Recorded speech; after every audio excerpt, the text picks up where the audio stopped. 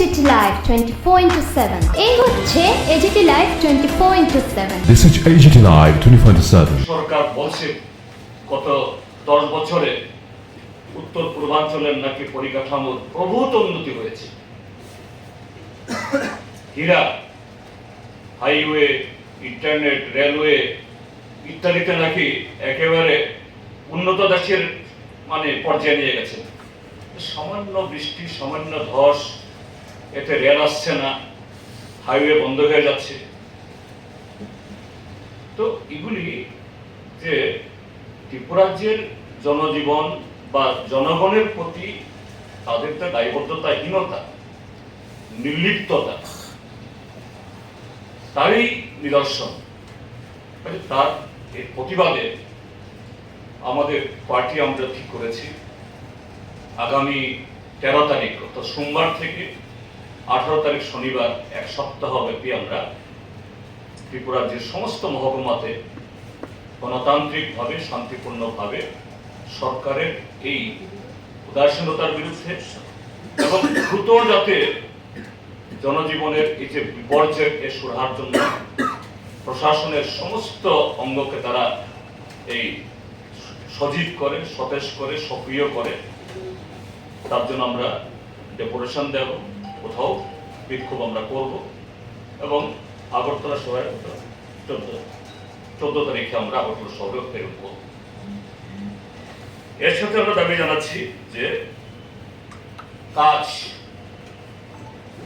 শহরে এবং গ্রামে রেগা এবং 12 উভয়ের কাজ দিতে হবে এবং সমস্ত বকেয়া মিটিয়ে দিতে হবে। তার সাথে হলো আরেকটা ঘটনা যে আমাদের রাজ্যে কিছু এলাকা আছে ম্যালেরিয়া প্রবণ।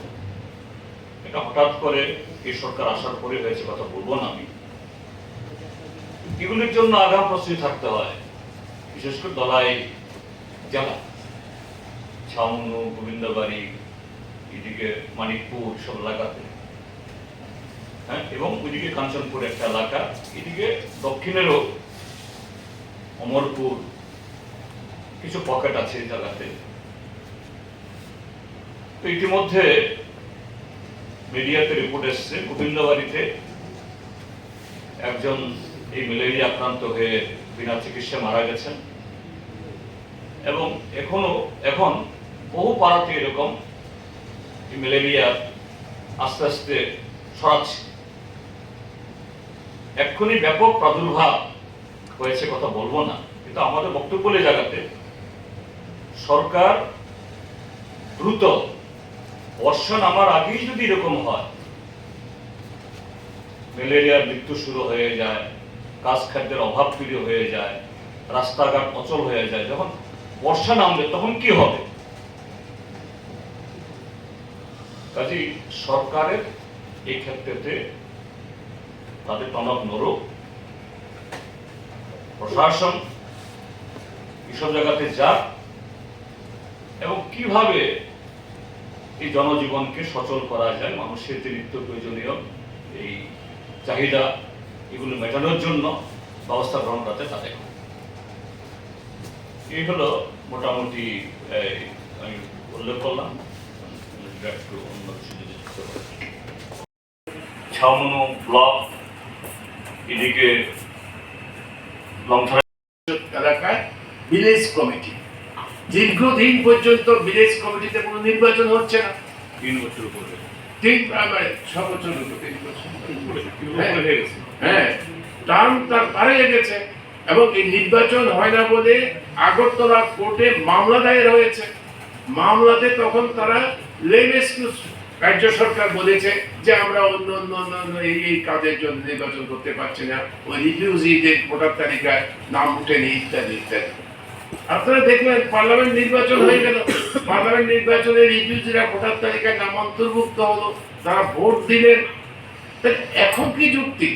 এখন কেন ভিলেজ কমিটির নির্বাচন হবে না?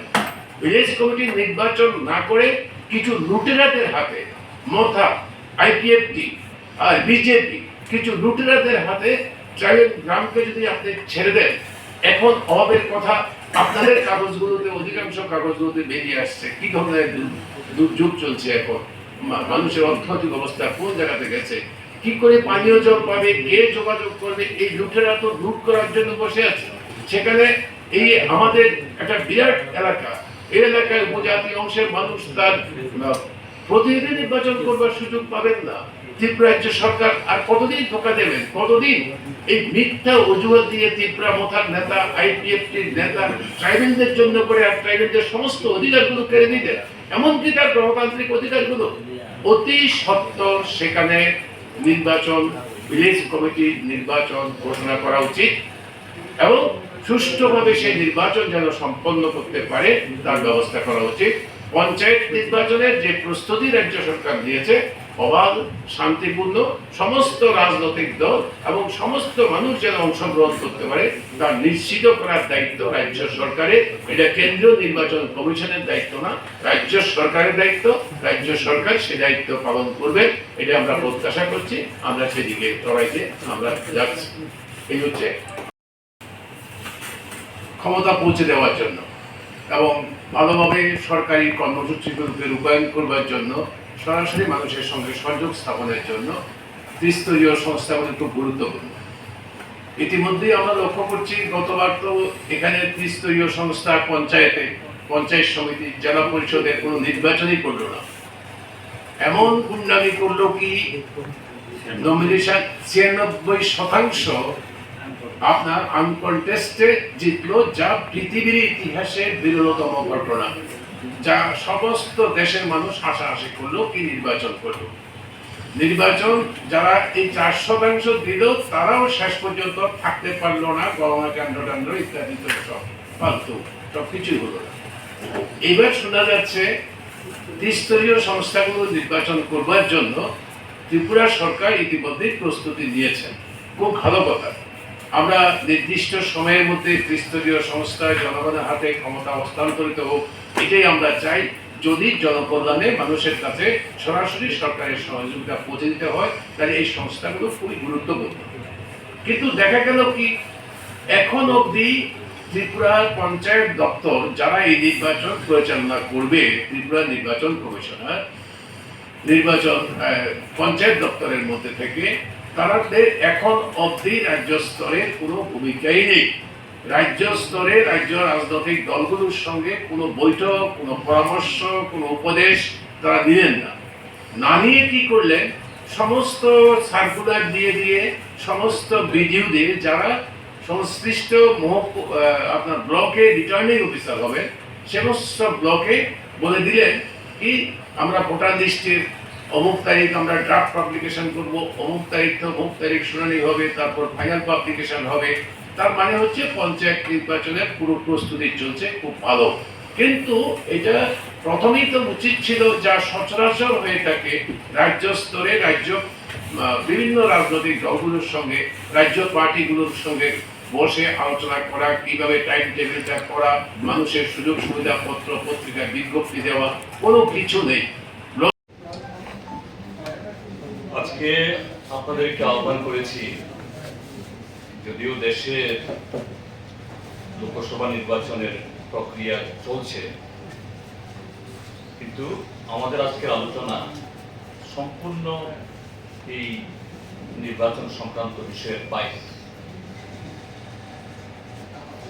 এই মাসটা মে মাস,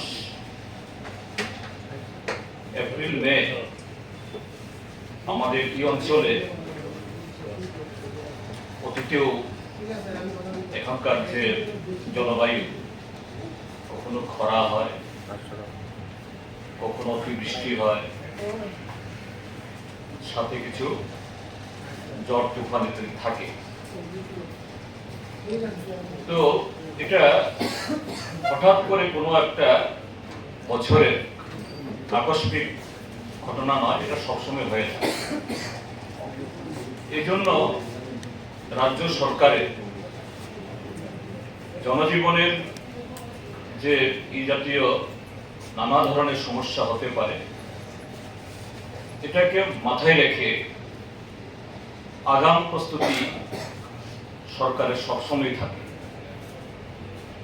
কিভাবে খরা হলে পরে পানীয় জলের বন্দোবস্ত করা, অতিবৃষ্টি হলে পরে সেখানে উদ্ভূত পরিস্থিতি মোকাবেলার জন্য কি ধরনের প্রস্তুতি গ্রহণ করা যায় তার জন্য আগাম সেভাবে ব্যবস্থা নেওয়া, ঝড় তুফান হলে পরে বিদ্যুতের কিছু ক্ষতি সবসময় হয়ে থাকে, তার জন্য র্যাপিড টাস্কফোর্স ইত্যাদির মাধ্যমে দ্রুত জনজীবন স্বাভাবিক করা পরিস্থিতি। আর এই সময়তে কাজ খাদ্যের এই খরা এতে থাকার কারণে অন্য কাজ কম থাকে, সরকারের তরফ থেকে অতিরিক্ত ব্যবস্থা সেখানে করতে হয়। কিন্তু অত্যন্ত উদ্বেগের সাথে লক্ষ্য আমরা করছি, আজকে আমাদের পার্টির রাজ্য সম্পাদক মন্ডলীর সভা হয়েছে সকালবেলা। আমরা এই বিগত কয়েক সপ্তাহে সারা ত্রিপুরা রাজ্যের মধ্যে এই উদ্ভূত পরিস্থিতি নিয়ে আমরা পর্যালোচনা করেছি। এটা দেখে অত্যন্ত উদ্বেগের সাথে লক্ষ্য করেছি আমরা যে সামান্য ঝড় বৃষ্টি, সেরকম তুফান ইত্যাদি কিছুই হয়নি এবার। অন্য সময়তে কাল বৈশাখীতে যেরকম ভাবে তাণ্ডব হয়, সে তাণ্ডব বলতে কিছুই হয়নি। কিন্তু কোনো কোনো এলাকাতে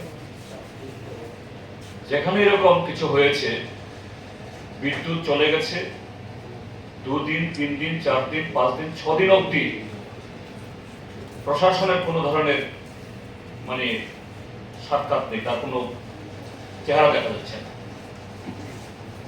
এতে শুধু বিদ্যুতের সমস্যা না, পানীয় জলের সমস্যা, সেচের প্রবলেম, হাসপাতালে রোগীদের দুর্দশা, একটা বহুমুখী সংকট যে এখনো রাজ্যের বিভিন্ন প্রান্তে চলছে, সরকারের কোনো ধরনের কোনো ভূমিকাই নেই। 2 হলো কাজ খাদ্যের অভাব। গত 4.5 মাস 5 মাস ধরে রাজ্যের বিভিন্ন ব্লকে কোনো কাজ নেই, বিশেষ করে এডিস এলাকাগুলোতে, ছামনু ব্লক, এদিকে লংথরাইবেলির গঙ্গানগর ব্লক, কন্যাছড়া রাইমাবেলি ব্লক, বৈশ্যবাড়ি ব্লক, ওদিকে দশদা, জাম্পুই হিলস, দামছড়া এবং দক্ষিণ ত্রিপুরাতেও যেসব জায়গাতে রাবার বাগান ইত্যাদি কম রিজার্ভ ফরেস্টের কারণে, সেসব জায়গাতে যে প্রচন্ড অভাব তৈরি হয়েছে, সরকার নির্বিকার। গত 4-5 মাস ধরে শুধু কাজ নেই তা না, এর আগে যে কাজ হয়েছে কোনো কোনো ব্লকে তার মজুরি এখনো প্রদান করা হয়। তার সাথে হলো যে এই পেট্রোল, ডিজেল, গ্যাস, পেট্রোল এবং ডিজেল বাইরে থেকে আসে, ঠিক আছে, এতে না হয় একটা অপ্রতুলতা থাকবে, কিন্তু তার জন্য সরকারের তো আগাম ব্যবস্থা থাকবে। দেশে এখন এই ডাবল ইঞ্জিনের সরকার, ত্রিপুরার যে ট্রিপল ইঞ্জিনের সরকার, এই আগরতলা শহরেই যে ডিজেল পেট্রোলের জন্য 1.5-2 কিলোমিটারের বেশি লম্বা লাইন হচ্ছে, পুলিশকে শৃঙ্খলা রক্ষা করার জন্য লাঠিচার্জ করতে হচ্ছে। এরকম পরিস্থিতি যে সেরকম প্রাকৃতিক দুর্যোগ তো এবছর হয়নি, যদি সেরকম হতো বোঝা যেত যে না, এটা সামলাতে পারছে না, কিন্তু কিছুই হয়নি। তারপরও যে সরকারের কোন ধরনের যে এই নজর নেই, নির্লিপ্ত, সবাই ব্যস্ত নির্বাচনী প্রচার। হ্যাঁ, ঠিক আছে, এটা আমাদের দেশের সর্বোচ্চ গণতান্ত্রিক একটা লড়াই। মন্ত্রীরা কেউ কেউ বাইরে যাবেন, মুখ্যমন্ত্রী বাইরে যাবেন, কিন্তু রাজ্যের এই অচল অবস্থা দেখার জন্য তো কেউ থাকবেন, এখানকার প্রশাসনকে সেরকম নির্দেশিকা থাকবে, কোথায়? সময় হয়ে থাকে, তার জন্য র্যাপিড টাস্ক ফোর্স ইত্যাদি লক্ষ্য করা যাচ্ছে মহিলাদের উপর নির্যাতনটা বেড়ে গেছে। থানায় গেল, সেখানে অভিযোগ দিতে চাইছেন না। পত্র পত্রিকায় সংবাদ মাধ্যম আমরা দেখতে পাচ্ছি। এটা বন্ধ করার জন্য যতটুকু সক্রিয় হওয়া উচিত আরক্ষা প্রশাসনের সেই সক্রিয়তা নেই। রিসেন্টলি আরেকটা বিষয় লক্ষ্য করলাম আমরা, এই যে ভারতরত্ন ক্লাবের এখানে একটা হত্যাকাণ্ড সংঘটিত হয়েছে। ক্লাবের এখানে নিয়ন্ত্রণে ক্লাবের সম্পাদক, অন্যত্র তাকে সেখানে এই হত্যার পর পত্র পত্রিকা সংবাদ মাধ্যমে যেভাবে বিষয়গুলি আসছে, তার স্ত্রী সেখানে স্থানীয় থানার উপর অনাস্থা প্রকাশ করেছেন, তদন্ত কার্য সম্পর্কেও কিছু বক্তব্য রেখেছেন। আমরা চাইব যারা প্রকৃত দোষী তাদেরকে ধরা হোক, এবং পেছন থেকেও যদি এগুলি কলকাঠি কেউ নিয়ে থাকেন সেখানেও যদি আইনে আওতায় তাকে নিয়ে আসা, এবং যদি সেখানে কোনো কেউ অপরাধ করে থাকে, অপরাধের সঙ্গে যুক্ত থেকে থাকে পরোক্ষ বা প্রত্যক্ষভাবে, সেখানে ব্যবস্থা নেওয়ার জন্য সরকারের কাছে আমরা দাবি জানাবো। পার্টির সেক্রেটারি বলেছেন পেট্রোল ডিজেলের বিষয়টা, আমি শুধু যুক্ত করতে চাই যেটা এমনিতে একটা গভর্নমেন্টের নিয়ম আছে 15 দিন একটা বাফার স্টক থাকতে হয়। আমরা ধর্মনগরে টিপু করার আগে রাজ্যে বামফ্রন্ট সরকারের সময় ডিসিশন হয়েছিল এই আইপিএফটি মথার জন্যই আমরা তখন করতে পারিনি। সেটা প্রভুদার বাড়ির কাছে জায়গাটা ঠিকঠাক হয়েছিল, কিন্তু বাধা দিয়েছে এখানে করা যাওয়ার পরে সেকেন্ড কোর্টে গিয়ে একটা জায়গা চূড়ান্ত হয়েছে। এফসিআই আইওসি দুটো টিপু করে উঠবে, একটা হলো গিয়ে খাদ্য গুদাম হবে অনেকগুলো, আর একটা হলো গিয়ে তেলের স্টক তৈরি করার জন্য সমস্ত ফুয়েল ট্যাঙ্কারগুলি এখানে আসবে রেলে। আজকে 6 বছর হয়ে গেছে, সিদ্ধান্ত কিন্তু 2016 এফসিআই এবং আইওসি প্রেজেন্সি সিদ্ধান্ত হয়েছে। আমি যদি 16 থেকে ধরি, তাদের পিরিয়ড 6 বছর, আগে তো ধরলে 8 বছর। আইওসি এবং তারা বলেছে যা অর্থ লাগে সেটা দেবে, কিন্তু এই সেকেন্ড কোর্টে এই নির্মাণ কাজটা এখনো শুরু হয়েছে। যদি শুরু হতো, যদি জায়গা অধিগ্রহণ করে এটা করা হতো, তাহলে এই যে অবস্থাটা, এই অবস্থা রাজ্যবাসী এই দুর্ভোগের হাত থেকে তারা রেহাই পেতেন। তো করছে কি গভর্নমেন্টটা? বলছে তো ডাউন ইঞ্জিন গভর্নমেন্ট, সাংঘাতিক নাকি গতি বাড়বে। কিসের গতি? গত 6 বছরে আধা কিলোমিটার রেল, আধা কিলোমিটার তো দূরের কথা, 200 মিটার রেল স্যাংশন আনতে পেরেছেন না। যেগুলো ছিল সেগুলো তো করতে পারেনি গত 6 বছর। এবং এই কারণে আমরা এটাও তখন কিন্তু একটা সিদ্ধান্ত ছিল, আপনারা জানেন কিনা, এই যে সাবরুমে যেটা আমাদের হয়ে গেল ব্রিজ, এটা নিয়ে এখন তো কোনো সমস্যা থাকার কথা না। এখানে চিটাগাং পোর্ট ব্যবহার করার জন্য এগ্রিমেন্ট হয়েছে। চিটাগাং পোর্ট থেকে পাইপলাইনে নিয়ে এসে এখানে নর্থ ইস্টের অধিকাংশ স্টেটে এখান থেকে ফুয়েলটা নিয়ে যাওয়া হবে পাইপলাইনে। এই কাজটার জন্য টেন্ডার প্রসেস শুরু হয়েছিল, আজও সেটা কোথায় আছে, কি অবস্থা, কবে শুরু হবে, কি ব্যাপার বুঝতে পারছেন। যদি এই পোর্টটা ব্যবহার করার জন্য, যেহেতু এখানে সড়ক পথ আছে, সাবরুম দিয়ে অলরেডি কানেক্টিং হয়ে গেছে শর্টকট, এটাও যদি চালু থাকতো তাহলে তো এই দুরবস্থার সম্মুখীন রাজ্যবাসী হতে হতো। এই বিষয়গুলি কিন্তু সমাধান করার জন্য সরকারের দিক থেকে আন্তরিক কোনো প্রচেষ্টা আছে কিনা যথেষ্ট সন্দেহ আছে। যদি থাকতো তাহলে এত সময় লাগার কথা না, এটা সমাধান হতে পারত। সেম ফুডে এটা নিয়মই আছে, 3 মাসে একটা বাফার স্টক গড়ে তুলতে হয় মনসুনের আগে, বর্ষার আগে।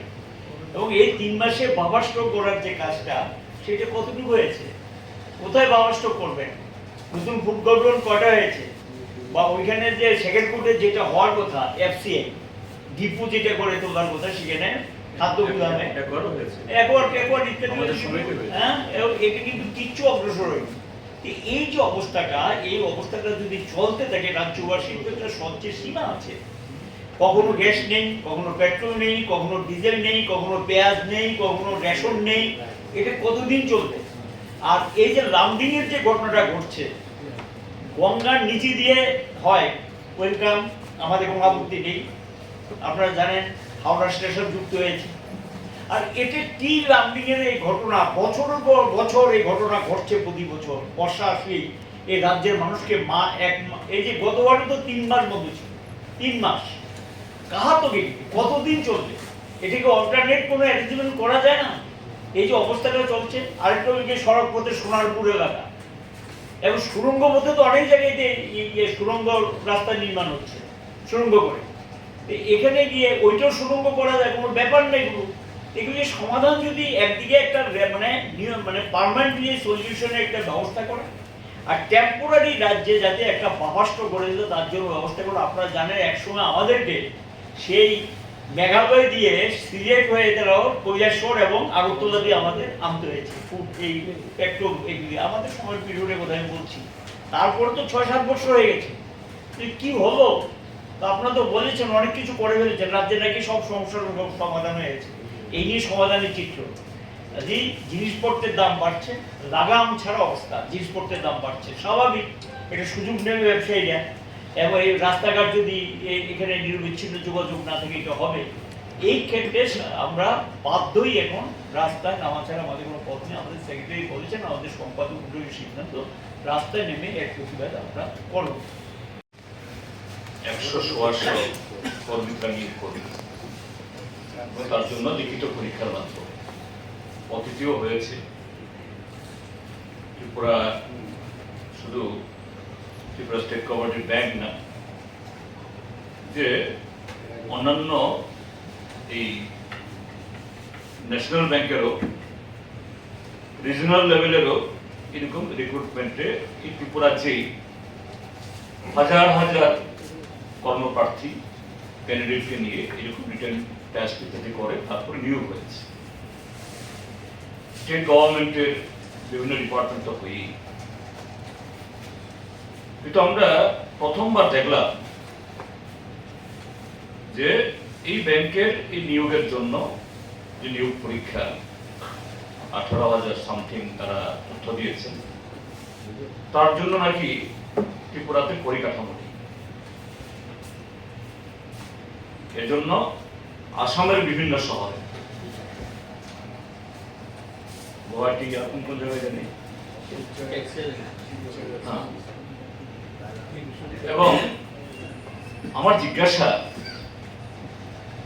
আগরতলা একটা রাজ্যের রাজধানী শহর, এই রাজধানী শহরে যদি পরিকাঠামো না থাকে, আমি আসামের গুয়াহাটি বাদ দিলাম, শিলচর, ডিব্রুগড়, তেজপুর, ওইসব শহরে কি আগরতলা শহরের থেকে বেশি পরিকাঠামো আছে? আর এই রাজ্য থেকে 18-19 হাজার ছেলে মেয়ে গিয়ে সেখানে গিয়ে পরীক্ষায় বসবেন, কোথায় তারা থাকবেন? আর থাকার ব্যবস্থা থাকলেও এই যে যাতায়াত, খাওয়া দাওয়া ইত্যাদির জন্য তাদের বিশাল পরিমাণ অর্থ খরচ করতে হবে। কতজন যুবক যুবতী বা কত পরিবারের এই ক্ষমতা আছে? হ্যাঁ, ফিস তো মানে নেই। তো এই ঘটনাও আর একটা, ত্রিপুরা রাজ্যের বর্তমান এই ট্রিপল ইঞ্জিনের সরকার, এটা শুধু ত্রিপুরা রাজ্যের জনগণকে ট্রাবল দেওয়া, ট্রিপল ইঞ্জিনের সরকার শুধু ট্রাবল দেওয়াটাই তাদের যে লক্ষ্য, এটা প্রমাণিত, এটা কাজ দেওয়ার জন্য। এখন কি করবে যুবক যুবতীরা? বাধ্য হয়েছেন যাওয়ার জন্য, এবং একটা দুর্ঘটনা ঘটলো। দীপরাজ বর্মা নামে একজন কর্মপ্রার্থী দুর্ঘটনায় পতিত হয়ে জীবন হারালেন, আরো বেশ কয়েকজন পঙ্গু হলেন। কিন্তু দেখলাম রাজ্য সরকারের তরফ থেকে কোনো ধরনের এই ব্যাপারে হেলদোল আছে যে না, এই ঘটনার পর নাকি টিআরটিসির বাস ব্যবস্থা করা হয়েছিল, আপনারাই খবর করেছেন। সেই সুযোগ কেউ নিতে চাননি আর, বাস খালি দাঁড়িয়ে আছে। আমাদের সুস্পষ্ট দাবি হলো, তার মানে হলো এই 18-19 হাজার যারা চাকরি প্রার্থী তার একটা ভালো অংশ তারা যেতে পারেননি বা যাননি। ত্রিপুরা স্টেট কোঅপারেটিভ ব্যাংকে বা ত্রিপুরা সরকারকে যারা যেতে পারেননি তাদের জন্য পৃথকভাবে আবার এখানে এই চাকরির পরীক্ষার বসার ব্যবস্থা করা হোক। এক। দুই হল দীপরাজ দেববর্মার পরিবারকে, তিনি সদ্য বিবাহিত, তার স্ত্রীকে একটা কর্মসংস্থান ব্যবস্থা করা হোক। আর যে সমস্ত এই পরীক্ষার্থী আহত হয়েছেন, এখন চিকিৎসা গ্রহণ করছেন, তাদের সম্পূর্ণ খরচ সরকার বহন করছে। চতুর্থত হল আগামী দিন যাতে এরকম কোন হঠকারী সিদ্ধান্ত ত্রিপুরা সরকার গ্রহণ না করে। ত্রিপুরার যে চাকরি, ত্রিপুরার যে এখানেই পরিকাঠামো যদি কোথাও কম থাকে ব্যবস্থা করুন। আমরা যেখানে দাবি জানাচ্ছি যে রেলওয়ে রিক্রুটমেন্ট বোর্ডের একটা সেন্টার আগরতলা করার জন্য। আমরা যখন এমপি ছিলাম, ত্রিপুরার যে 3 জন এমপি একসাথে গিয়ে আমরা তখনকার রেলমন্ত্রীকে আমরা বলেছিলাম এবং তিনি মোটামুটি রাজি হয়েছে, ঠিক আছে আমি নেক্সট ভাববো।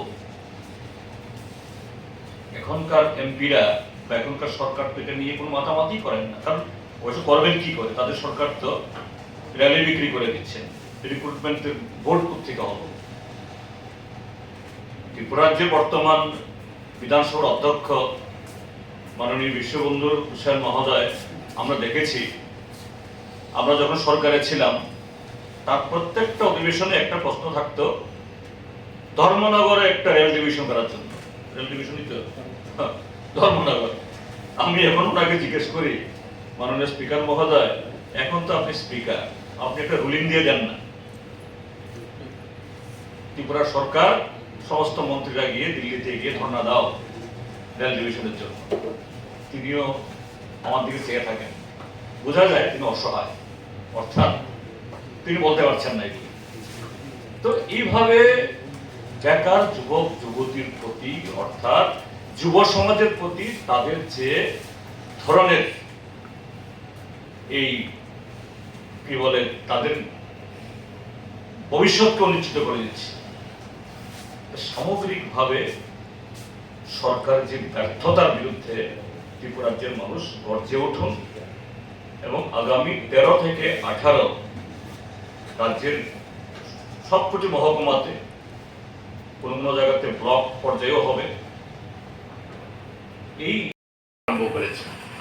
ঠিক আছে, বিডিও সাহেব চিঠি দেওয়ার পরে রাজনৈতিক দলগুলো স্বাভাবিক কারণে তাদের প্রতিনিধি পাঠাবে সর্বদলীয় সভায়, আরো টেবিলে পাঠাবে। এর মধ্যেই আপনার কমলপুর বিভাগের সালেমাতে একটা ঘটনা ঘটে গেল কি, আমাদের পার্টির প্রতিনিধিরা গেলেন, আপনাদের অধিকাংশ খবরের কাগজ সেটা কভার করেছে, আপনাদেরকে ধন্যবাদ। গেলেন বিডিওর আমন্ত্রণে, আমাদের পার্টির প্রতিনিধিরা গেলেন যে কবে কবে ভোটার লিস্ট, ড্রাফট পাবলিকেশন ইত্যাদি সম্পর্কে আমাদের মতামত বা জানার জন্য। ওখানে বিডিও অফিসের মধ্যেই, বিডিও অফিসের সীমানার মধ্যেই আক্রান্ত হয়ে গেল বিজেপি দুর্বৃত্তদের হাতে সিপিআইএম এর প্রতিনিধিরা।